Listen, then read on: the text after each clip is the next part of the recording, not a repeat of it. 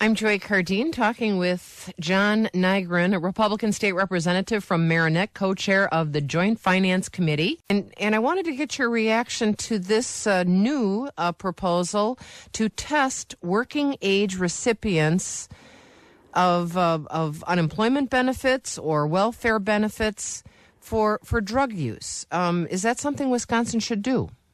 Actually, I'm supportive of that effort, and I hear over and over again from constituents that that's something they support as well.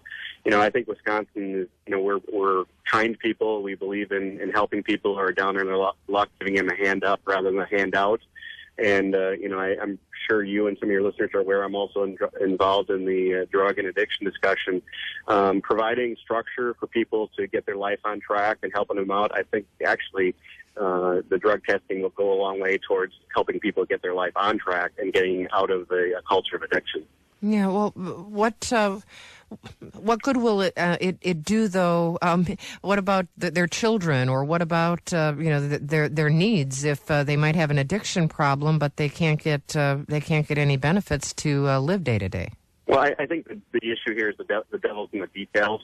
If there are children, obviously we want to make sure that children are provided for. But the discussion is something I think we should have as a state, and it's something that the majority of people, I believe, will support as well. Yeah, and the experience in past states, critics point out a minuscule number of people were found to be abusing drugs in these drug tests, and it cost a lot of money to implement the process. So is it really worth it?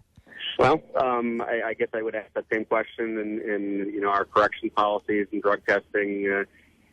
I think having the structure in place perhaps reduces the number of people that are going to test positive, and in the long run, that actually saves money as well.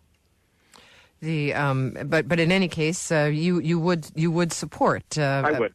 Former State Senator Russell Pearce resigning his post with the Arizona Republican Party. Pearce, the author of SB 1070, lost his state senator job in 2011. That was during a recall. And this time he's without another job because of some very controversial comments.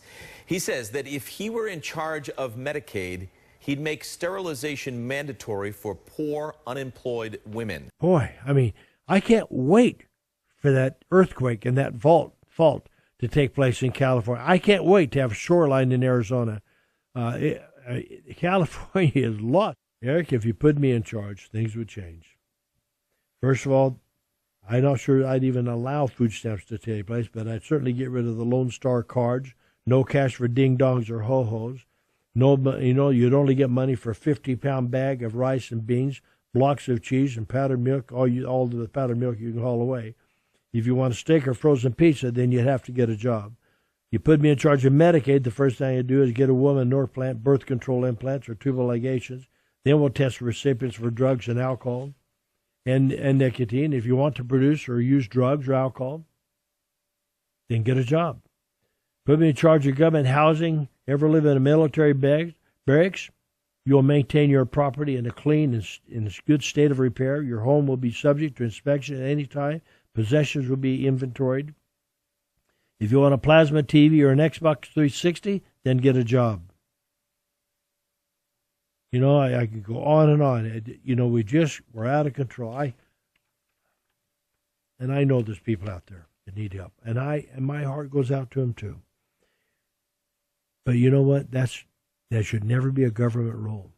It's a role for family, church, and community, where we hold people accountable, we help them get a job, we work with them every day, we work with their substance abuse problems, but we don't subsidize it, promote it, condone it, as we're doing today.